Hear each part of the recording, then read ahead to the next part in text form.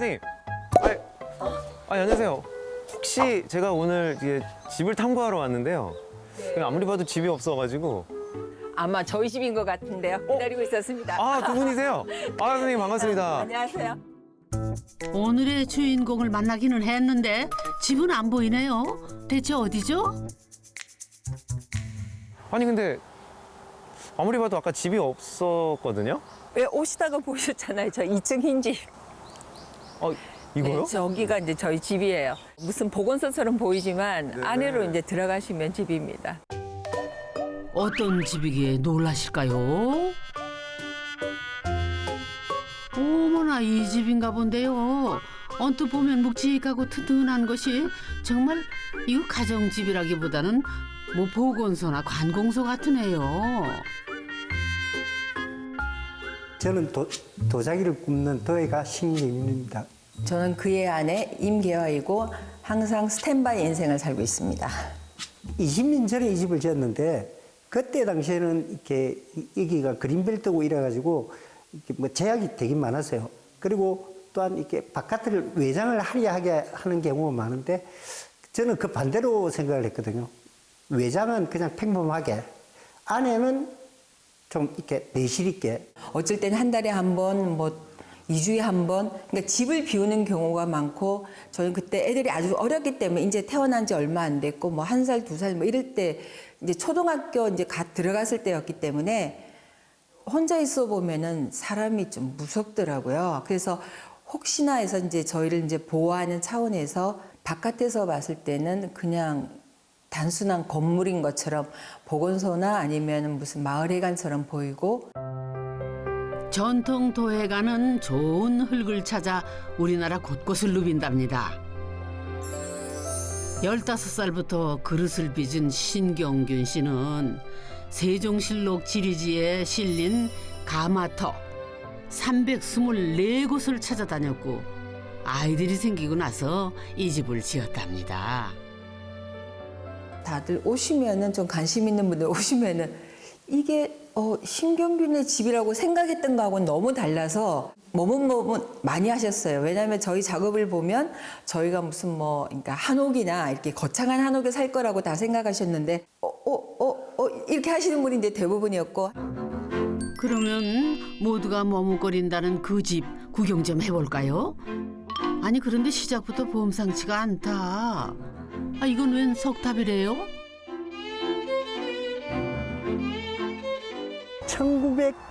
1910년경에 일본으로 건너갔던 탑이래요. 이게 일본에 있는 걸 알고 저 일본에서 이렇게 다시 역수입해가 가져온 거야. 이 오래된 석탑은 일제강점기에 빼앗겨 이토 히로부미 별장에 가 있던 거를 되찾아온 거라네요. 아니 정말 자기가 있을 곳에 돌아온 느낌인데요. 아니요, 다시 갈곳을 가야죠. 여기는 막 환경이 안 맞으니까. 아니 그러면 선생님 뭐 이렇게 놓고 집을 이렇게 무난하게 밖을 이렇게 보이게 하고 하는 게 요 말하고 다 통하는 건가요? 그렇죠. 탑하고도 통한데 공든탑이 무너지지 않잖아요. 천년을 가도. 그런 개념으로 이 집도 이제 애들이나 다음 후세에 또 그 살더라도 그 내가 타고자 했던 정신만 이어간다면 그대로 가는 거니까. 아니 선생님 바닥도 이게 범상치가 않은데 구들장 돌을 구해와가지고 이제 이렇게 한 거죠. 바닥에 깐 이 널찍한 박석은 옛날 집을 허물 때 나온 구들장이라는데요. 아이디어를 재미난 곳에서 얻었다고 합니다. 저기까지도 풀이 나고 뭐 그 뽑을 사람도 없고 이러니까 그거는 저기 힌트를 어디 가서 얻었냐면 경복궁 가서 얻었어요. 맨 처음에 우리가 보통 이렇게 수평이 맞는 데를 다니시잖아요. 근데 여기는 돌이 약간 울퉁불퉁하기 때문에 뭐 그 재미도 있습니다. 그 사이에 물이 또 이렇게 고이면은 우리 집 고양이도 와서 먹기도 하고 뭐 새들도 그 물을 먹기도 하고 그냥 자연스러워서 전 좋은 것 같아요. 그냥 평범한 스테인리스의 이렇게 유리문인데 와 유독 손잡이가 굉장히 눈에 들어오네요. 이 나무가 이제 팔만대장이죠, 해인사에는. 글을 새긴 나무판 있잖아요. 그게 산벚나무였대요. 산 벚나무요? 예, 만져보면 이게 질감이 굉장히 좋아요. 그래갖고 이게 기계로 대표로 짝짝 깎아 만든 게 아니라 손으로 이렇게 해갖고 했기 때문에 이제 손맛이 나는 거죠. 야, 그렇네요. 아니, 촉감이 굉장히 부드럽고 좋은데. 대신에 이게 비가 오면 이게 허옇게 되기 때문에 주기적으로 저희가 이제 기름칠은 해요. 네. 그러니까 어떻게 보면 좀 번거롭지만. 어디 가도 없는 손잡이니까요. 아. 네. 하나밖에 없는. 집으로 들어가는 현관문에 산본나무 손잡이를 달아서 말보다 촉감으로 환영하는 셈입니다. 그러면 집 안으로 들어가 볼까요? 와. 내문은 완전히 다르네요. 1층의 대부분은 널찍한 마루가 차지하고 있습니다. 방 한둘에 거실까지 너끈히 들어갈 공간을 과감하게 터버렸죠.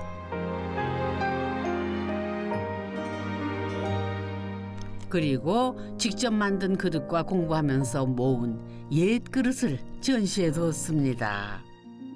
콘크리트 안에 한옥을 이제 그런 개념으로 지은 거거든요.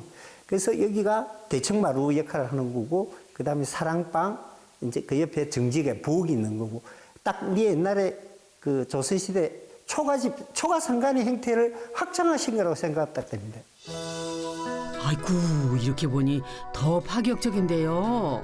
집의 틀은 전문가에게 맡기고 집안 설계는 최대한 직접 했기에 가능했던 구조랍니다.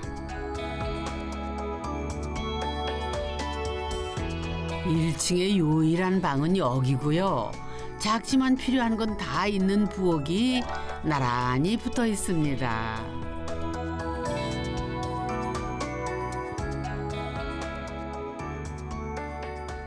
이 방은 정말 완전히 한식방 같은데요. 전통 구두를 놔가지고 지금도 나무래 때는 구들방이에요. 아, 여기가 구두를 놓으신 거예요? 불과 가는 건 다 잘합니다. 이 구두를 근데 직접 놓으셨어요? 예. 직접이요? 예. 아니 그때 구들 놓을 때 그랬잖아. 아저씨들은 고래를 갖다 얇게 해야 된다는데 네. 절대 안 된다. 그거는 이제 원하는 만큼을 하게끔 굉장히 강조했었죠. 이 하얀 벽에 이런 하얀 집인데 이 연기 나면 집 다 버린다고 안 된다고. 그러니까 쓸데없는 소리 하지 말고 내 시킨 대로 하면 된다고. 구들 전문가의 말을 뒤로 하고 하나부터 10까지 원하는 대로만 이 방을 만든 거는 취향을 넘어서는 중요한 이유가 있어서였답니다.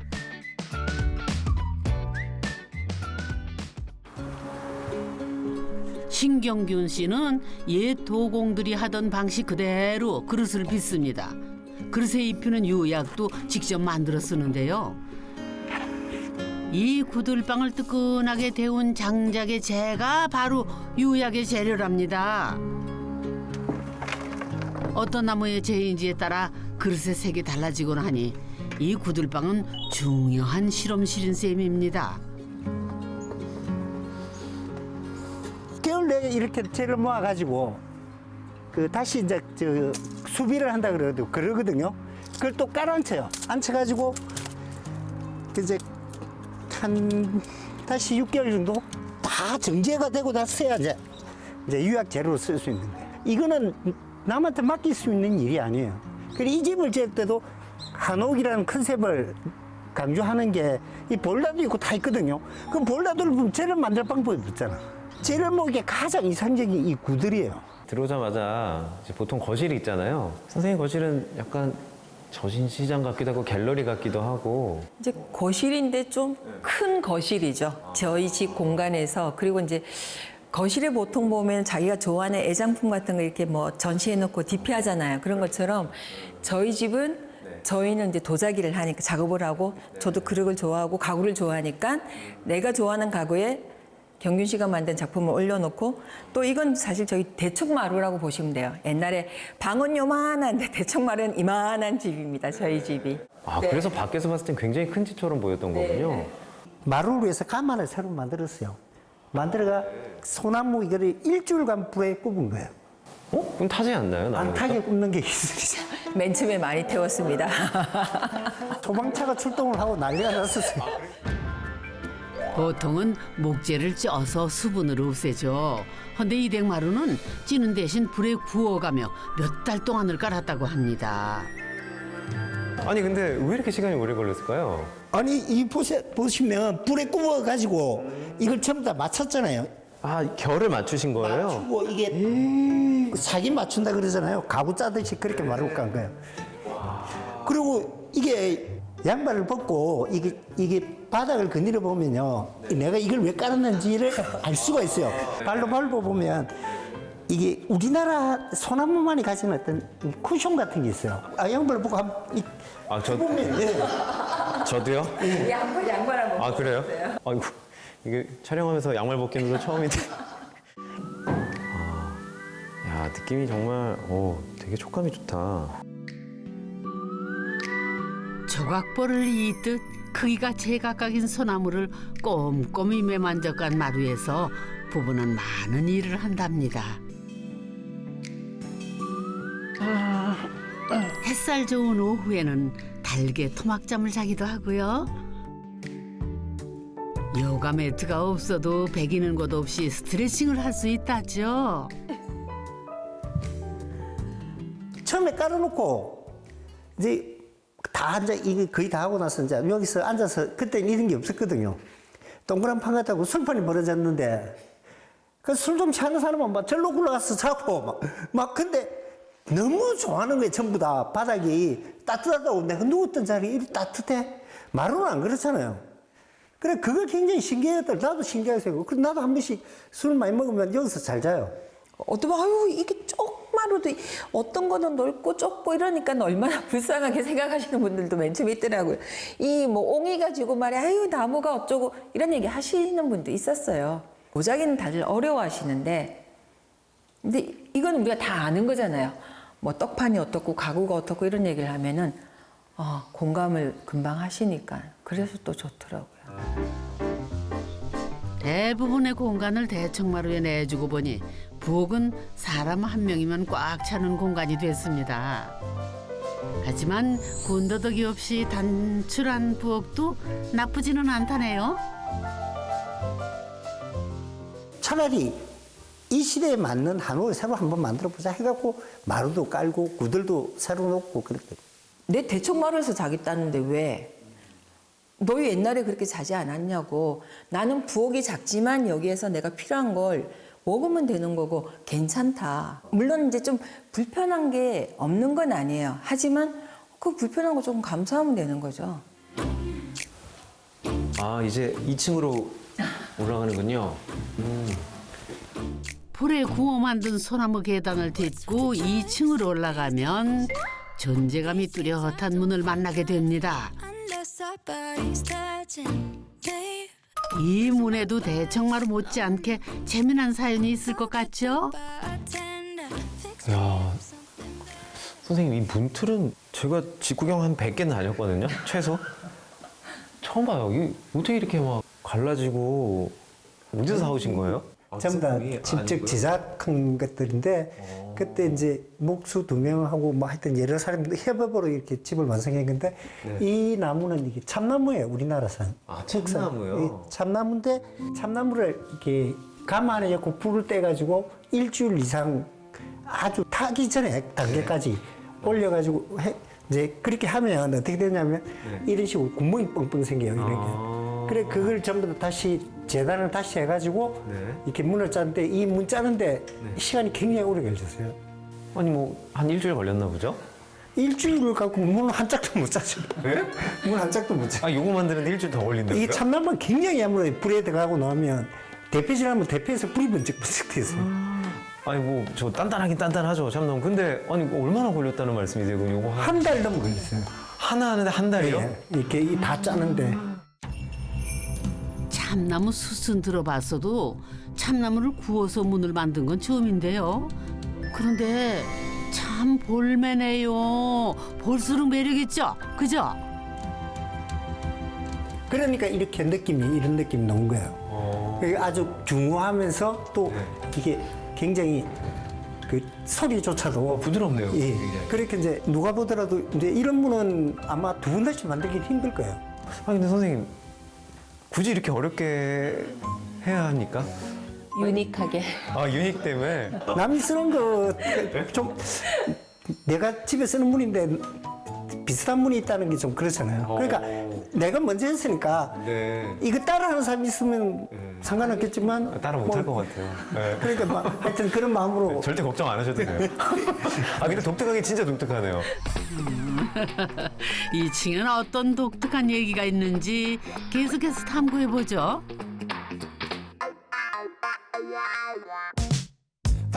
여기는 책장이 있으니 서재인가 했는데 침대가 있으니 침실인가 싶기도 하고 헷갈리네요. 여기는 어떤 방이죠? 드디어 두 분 주무시는 공간으로 들어온 것 같아요. 아 여기서 주무시는 거죠? 여기는 서재 개념이 더 많아요. 그래요? 네, 잠시 이제 살짝 이제 쉬시는 정도? 쉬는 정도고 주로 이제 서재로 제일 많이 이용하죠. 보통은 침실에선 편하게 쉬어야 한다면서 딱 침대만 놓고 TV도 없애고 하잖아요.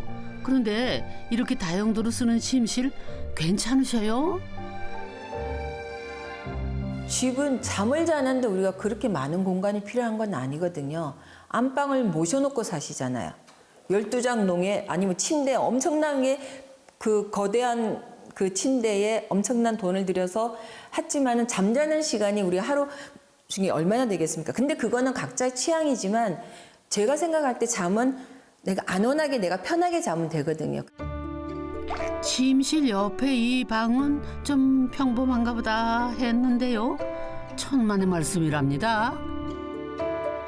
태풍이 부른 거예요. 태풍이 불었어요? 그때 이제 매미란 태풍이 왔는데 우리 동네 당산나무가 뭐 밀레니엄 나무로 선정되고 굉장히 커요. 아침에 가보니까 가지가 이따만한 게 2개 부러진 거예요. 그 동팀 만나다 그러죠. 막 그런 나무는 절대 손대는 거 아니거든. 동네 사람 손 절대 안 돼요.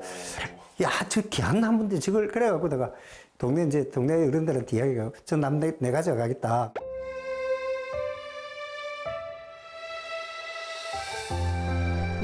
이 나무인가 봅니다. 이 부러진 가지는 뭘 하셨는지 궁금한데요. 이 방에 있는 느티나무로 만든 가구는 전부 다 그 나무로만 만들어요. 정말요? 1000년 있는 나무. 부러진 당산나무로 가구를 만들다니 이런 생각은 아무나 하는 게 아닌 것 같죠. 도예가는 성에 차지 않는 그릇은 깨어버립니다. 그러니 집은 오죽할까요? 남이 알아주지 않아도 스스로 엄격한 삶입니다. 보니까 이런 생각이 들었어요. 저희 밖에서 봤을 때는 되게 밋밋하고 좀 무난한 그런 집이었는데 안으로 들어와 보니까 야 정말 이 집 내부 전체가 하나도 기성품이 없는. 남과 똑같이 생각하고 남과 똑같이 먹고 똑같이 행동한다면 그 만드는 것도 남들하고 똑같아지는 거 아니겠어요? 그러니까 뭔가 다른 의미를 가지고 뭔가 새로운 걸 추구하기 위해서는 사는 방식도 좀 약간은 달라져야 되고 라이프 스타일도 달라져야 돼요. 이 집에는 또 하나의 부엌이 있답니다. 바로 마당이죠. 불을 쓰는 음식은 대부분 여기서 한다네요. 뒷산에서 주운 솔잎을 깔고 돼지고기를 얹은 뒤에 다시 솔잎 이불을 덮어주고 소금을 후를 치면은 나머지는 불이 알아서 해준다는 돼지 솔잎찜입니다. 귀한 송이도 가시 핀 것은 어렵지 않게 구할 수 있다네요. 산의 작업장이다 보니까 뭘 해먹을 수 있는 게 열악하니까는 불은 늘 있는 거고 솥 하나 있으면은 그때는 이제 가마솥이 집에 그 아궁이에 걸려 있으니까 거기다 솔좀 넣고 그냥 고기 얹어서 소금만 그냥 툭 뿌리면 되더라고요. 돼지 솔잎찜이 익어가는 동안 이 계절에 누리는 또 하나의 즐거움, 송이국수를 준비합니다. 그러니까 송이를 한꺼번에 우닥우닥 먹으면 금방 없어지니까 송이 향도 즐기고 또 따뜻한 국물도 같이 먹고 아주 담백하게 무슨 가미가 되는 게 없어요. 그건 따뜻한 물하고 소금만 조금 있으면 되거든요.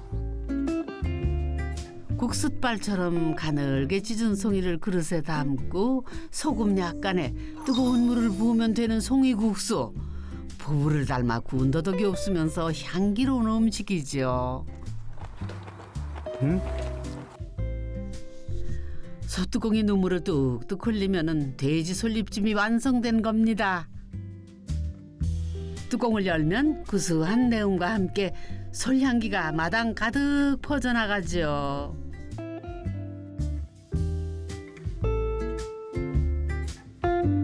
이 댁에서는 음식도 그릇도 집도 주인의 모습을 고스란히 닮아 있습니다. 이어갈 사람이 있겠죠. 그죠? 이런 걸 좋아하고 자식이든 뭐든 이런 걸 좋아하고 이 집을 지을 때 내가 생각하고 이 집을 지을 때 개념을 이해할 수 있다면 그럼 애들이 한번 해야 나가겠죠. 뭐. 이걸 없앨 수는 없잖아요. 새로 카피하는 것도 힘들어. 안 돼. 오늘은 봉통에 불을 떼며 가마를 예열하는 날. 전통 방식으로 도자기를 만들지만 다양한 실험도 합니다. 전통을 지키되 변화하고 진화할 것. 집도 그렇습니다. 쓰임이 있어야 되는 거죠. 그러니까 보이주기 위한 집이 아니라 그러면 바깥을 화려하게 장식하겠죠. 안은 텅텅 비더라도. 근데 그게 아니죠. 사는 건 내가 편안해야 되니까. 그래 또 들어서 그 안에 머무는 사람들이 편안해야 되고. 이 도자기를 굽으면 그래요. 가마 안에 그릇이 여러 개 들어가잖아요. 잘 되는 그릇이 따로 있거든. 잘 되는 자리가 있어요. 가마 바깥에 아무리 벽에 붙어 있어도 그릇 안 돼요. 가마 안에 들어가야 어쨌든 찢어 볶고 삼이 되거든.